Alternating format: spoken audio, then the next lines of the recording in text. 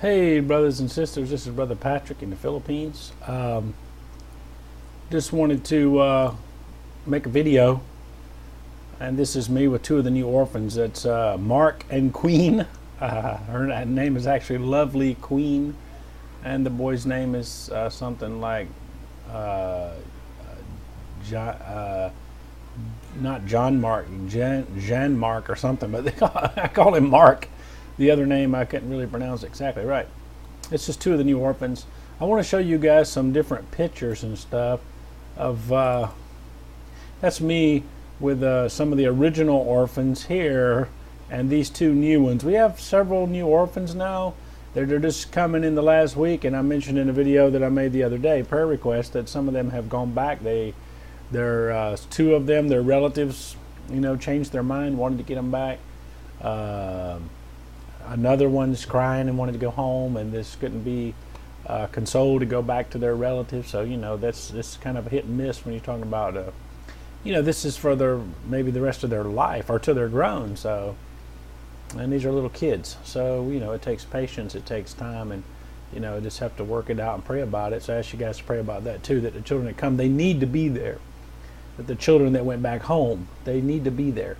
They don't have any parents, and they're being raised in a home, or and I would say a home, I guess technically it's a home, but a house with drunkards, living in a shack. And there's nothing wrong with living in a shack if that's all you got. But when Americans and Europeans, Westerners think about a shack, a middle class house in the Philippines would be condemned in the United States. It wouldn't be allowed to run. Exposed wiring and all that. That's in a middle class house. In the poor areas here, people living in just a bamboo sticks. I'll show you some pictures of some. Them have never seen it, and people need to learn to get an appreciation for it. It's not like what your mindset in the U.S. might be about a shack. Here's the birthday. They had a birthday party for the daughter of the house mom and dad. Wanted to feed the orphans anyway and have kind of a little bit of a special meal, so they made this pig, and then they had some other special foods for Filipinos to go with it. And some of the new orphans are here, but they're kind of out of the picture. Okay, this is, of course, is two relatives of my wife, two of my would be nieces here. And the rest of them are all some of the orphans, and it's still not all of them. I don't have a consolidated picture of all of them yet, and I will have it. Well, we're still adding orphans, so just been holding off on that because we got more coming. We got a family, our three kids. The dad is blind and the mom is dead. 3, 4, and 5 are the ages, and they came and then they went back, and now they're coming back again. So I've got much more pictures of the orphans. As I mentioned, we need a vehicle, brothers and sisters. We need a truck, and I can get a nice, a serviceable, doable used truck for about $10,000, $9,000 to $10,000. We need it to haul the coconuts. The money from the coconuts is used to sponsor the orphanage. We need it to transport the orphans. We're going to have 20 orphans, or maybe even 23 by the time this is all said and done, within the next few weeks. And so the motorcycle, I need to drag up an old picture. I will here in a minute. This is one of the feeding programs. This is some of the clothes that we gave out. You see these kids in a poor area, but they're dressed nicely from the clothes and stuff that were donated. And there they are at listening about the Bible and looking good. Most of them wearing pretty decent looking clothes we were able to give. Just flipping through these. We need, brothers and sisters. There's one of the books. There's a sister that donated money, and I bought some books in Manila last year. That's the story of, looks like David and Goliath, or maybe a story of, I can't read that. Maybe it's David and Goliath. I don't know. But the kids are really enjoying it. That's one. Oh, let's see if I can get another one up here. All right, before I'm going to show any more, let me put this up here. You can pause and write this down. Sister Pearlie is the one who did the boxes last time. And then when we gave out the boxes, brothers and sisters, it was like a drop in the ocean, which I already know that. And that's why in the past, I kind of hesitate about doing the boxes because the need is just so great. It's just beyond comprehension unless you see it. You know, I could use 1,000,000 boxes of clothes and school supplies and all that for the kids here. It would never be enough. So, you know what happens is, too, let me tell you something else that happens. There are people in countries that donate, and you know what happens, brothers and sisters? Not with us, of course not, because we know that the Lord judges us. There are organizations, brothers and sisters, Christian organizations, they have donations, they send them here. Filipinos sell those boxes of stuff. And then those boxes are resold. They sell the clothes on the street corner. They call it okay here.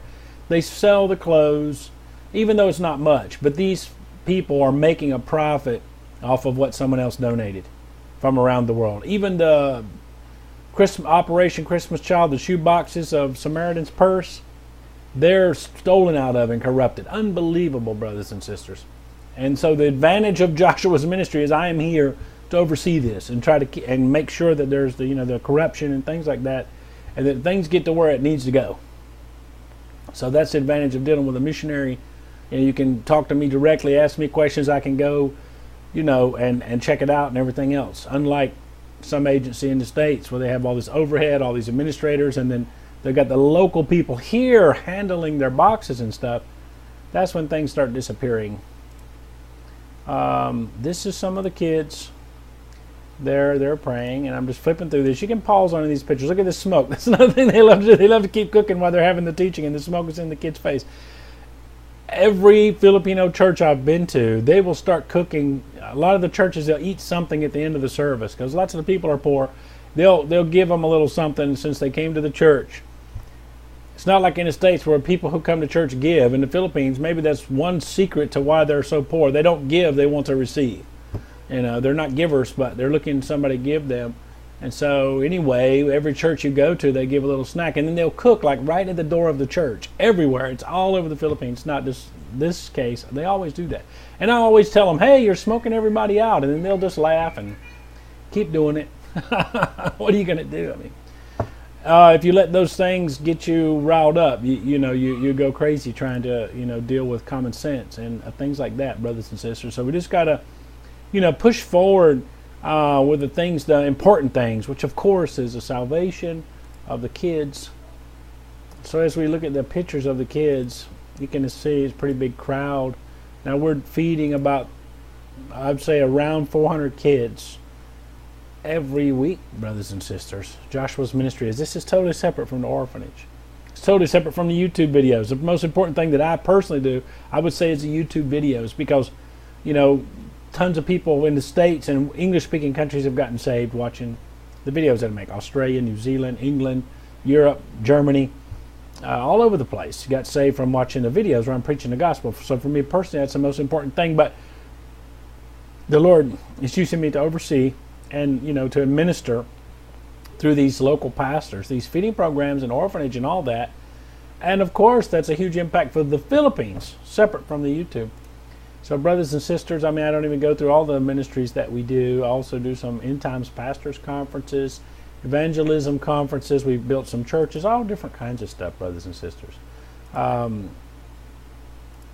one day, the biggest thing about these feeding programs and orphanages, of course, is one day these children will be leaders.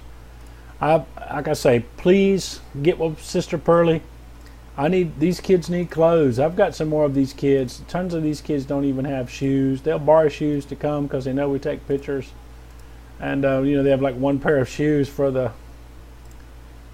family. I'm trying to pull up some that I didn't look at yet. We can appreciate the poverty. Like in this area here, some of them have got clothes that were given by our people from the boxes and stuff.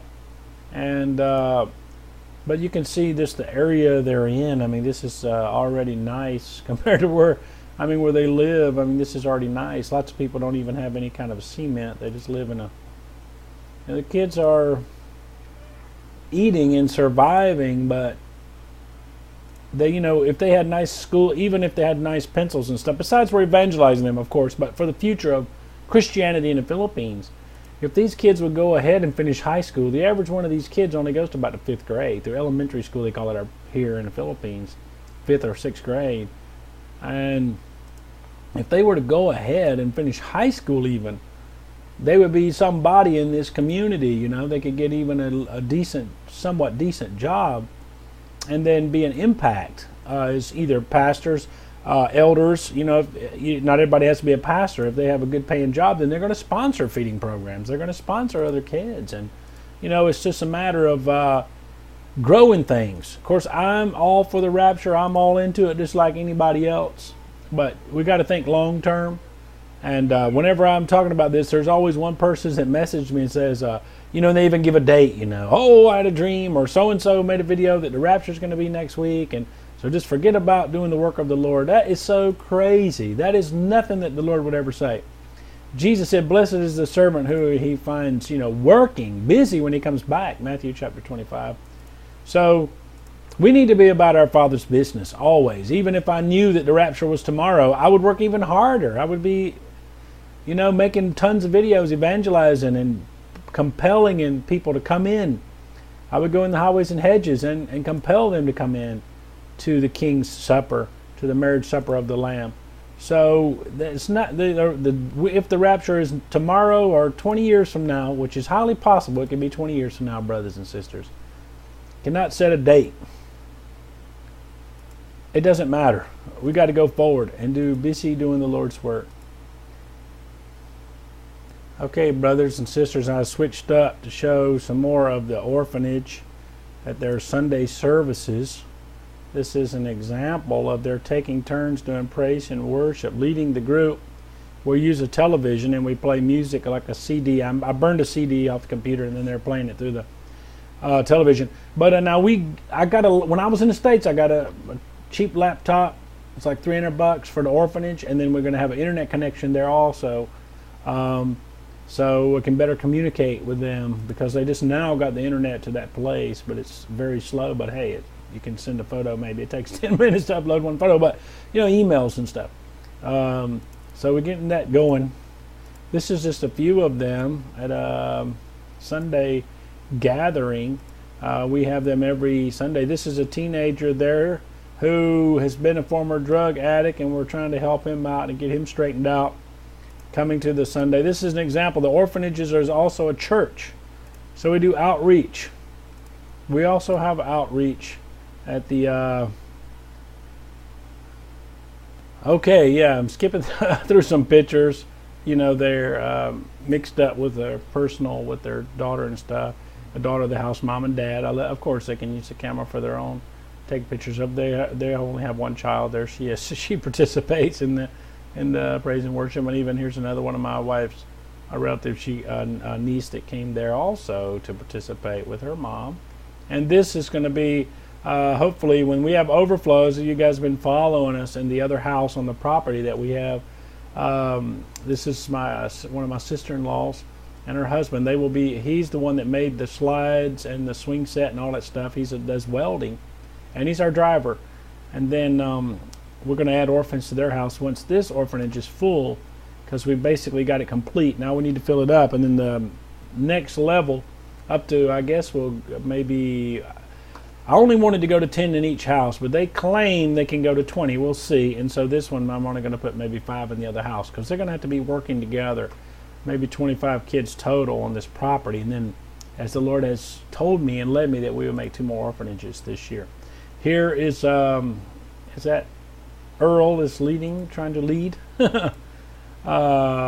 they are having their Sunday service, and they're enjoying themselves. Praise the Lord for that, worshiping the Lord.